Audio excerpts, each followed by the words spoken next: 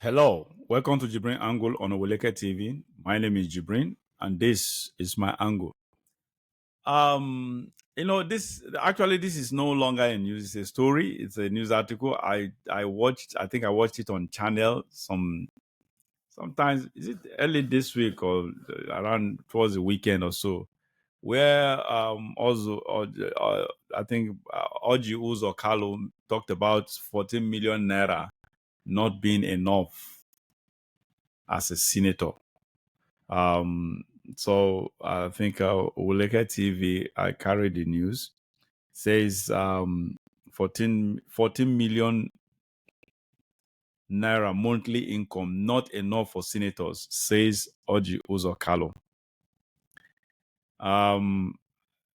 I've not read through the entire, but I think I watched it on the channel's television, where he shamelessly actually expanded on that. This man does not. I don't know. Politicians, Nigerian politicians, doesn't have shame.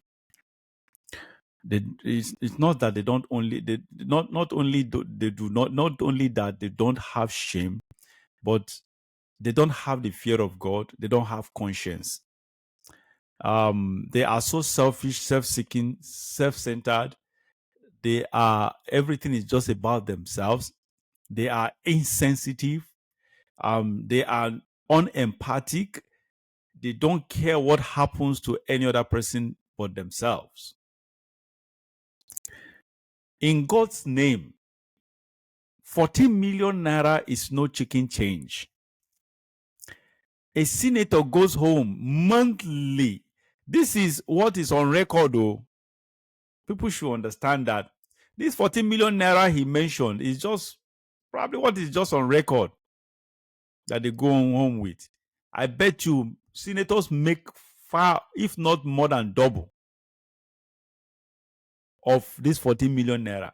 But let's even talk about the 14 million naira. 14 million naira he mentioned, I heard him say, pay salaries for maintain his office, senatorial office, salary, staff, and there are blah, blah, blah, blah, blah, blah, blah. These people are conscienceless. Honestly, that is just the reality. 14 million naira not enough. Besides, you should understand that Orji Uzor Kalu was two-time governor for 8 years. Before he became governor, this man was stupendously rich.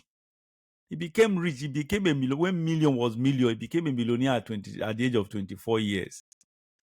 He started from Medugri, but my late mom used to know him very, very well when Orji Uzor Kalu was importing palm oil from the east to the north.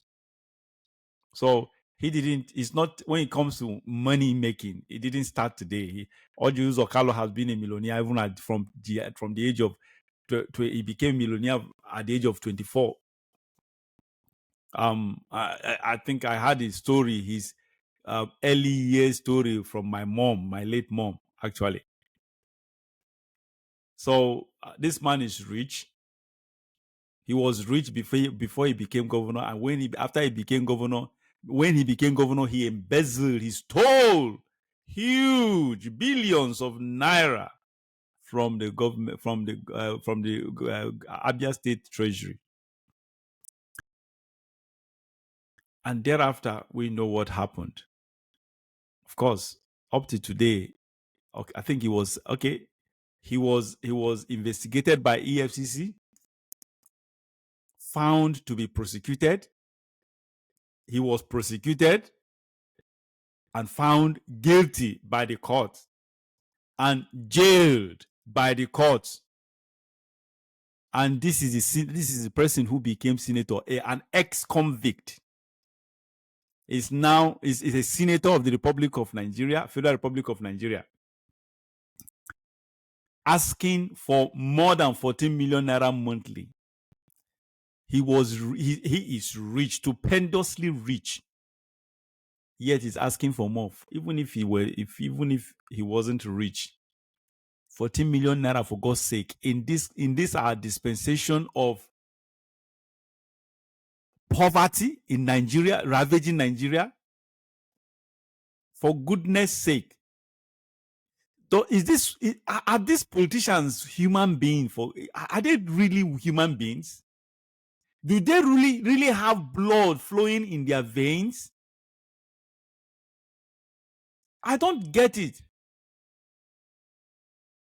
I don't understand why human beings can be this callous, this wicked, this insensitive. That while the country is going bankrupt, they keep milking this company, keep pushing it down towards bankruptcy to get bankrupt faster than it should. I don't understand how these people expect this country to survive. This country is already indebted. We keep borrowing. The last month, I think about $6 billion was borrowed again. That's the most recent one. Sometime last year, last week or two ago, another $6 billion. They keep borrowing and borrowing and borrowing and borrowing. What are they borrowing this money? They are just sharing it. What they project to borrow this money for are not usually what they borrowed it for. They are borrowing this money and sharing it. Sharing, that's just it. These people do not have shame. This is what we call inhumanity to humanity. It is unbelievable that this can actually happen to us. A wonderful nation that God has blessed with everything you can think of in life. For God's sake, we are now saddled with a government headed at all levels by criminals. We have the Senate being led by criminals. The House of Rep. Okay, I don't know much about it. As the speaker, current speaker, he wasn't a politician. We don't know much about him, except I know him personally. I don't know much about it. I know him personally. I've had the same. We've traveled together on the same flight. We've had a tour together for, I think, 2 or 3 weeks tour to various different countries of the world. We did that together. We had interactions together. We actually lodged in the same hotel together. So that's the level I know. But on personal ground, we had conversations together. That's all. But I don't know him closely. But as far as I'm concerned, as a politician, he is being on the side of Tinubu. He's been a puppet to Tinubu. And we have the judiciary doing the same thing, for God's sake. We have the president who is also full of his entire background is full of stench. That is just it. What kind of country is this, for God's sake? A country so blessed, yet cursed. No one has cursed us. We cursed ourselves. Our leaders are the curse. CURSE. The curse that we have brought upon ourselves. Nobody cursed us. We cursed ourselves with bad leaders. The ones we elected bad leaders. And the ones we allowed to bulldoze themselves, like Tinubu, bulldoze themselves into power and force themselves on us. Instead of taking the bull by the horn, doing the needful, and telling them and saying to them, no, this time around, enough is enough. We cannot take it any longer. You have done us enough harm. We can't, the harm shouldn't go beyond what it is now. But no, we have become Sidon Luke. We're just helpless. being ravaged with poverty in the land. We can't even take care of our basic necessities of life. Yet, we feel handicapped. We feel powerless. We feel hopeless. We feel weak. I always talk about breaking points. I will keep hammering on this breaking point. I've said it over and over again on my previous monologue. Every human being has a limit to what he or she can take. Every human being has a breaking point. No matter how strong you are, there is always a breaking point. Nigerians, what is our breaking point? When will our breaking point ensue? What do we think should be our breaking point? Our feeling, haven't we felt, or are we not feeling right now our breaking point? I don't get it. When are we supposed to do the needful? What have we got to lose? If we don't do anything, we will die. If we do something, we will die. Why we know what Kukuma do? Make we die. Eh? Why can't we behave like, what is this?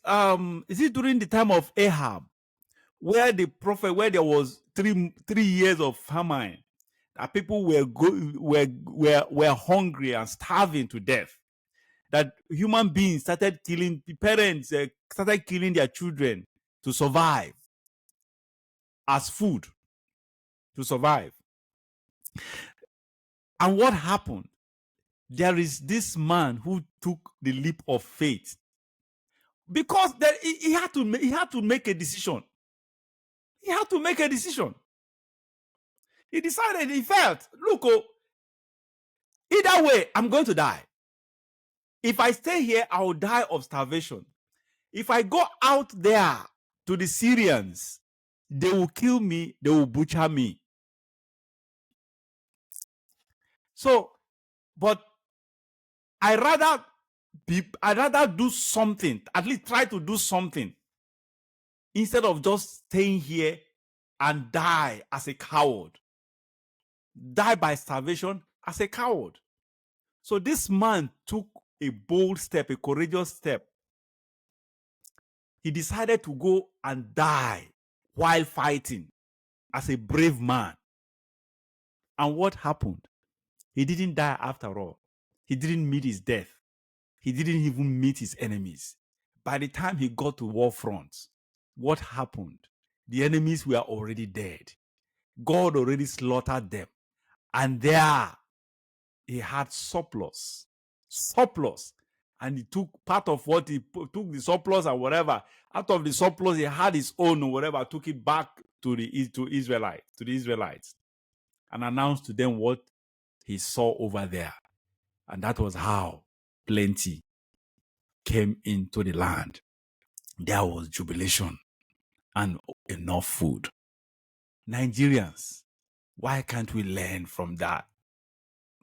Why can't we be inspired of God? Why can't we allow the word of God to have its way in our lives? That example alone should speak something into our spirit. And that is my angle.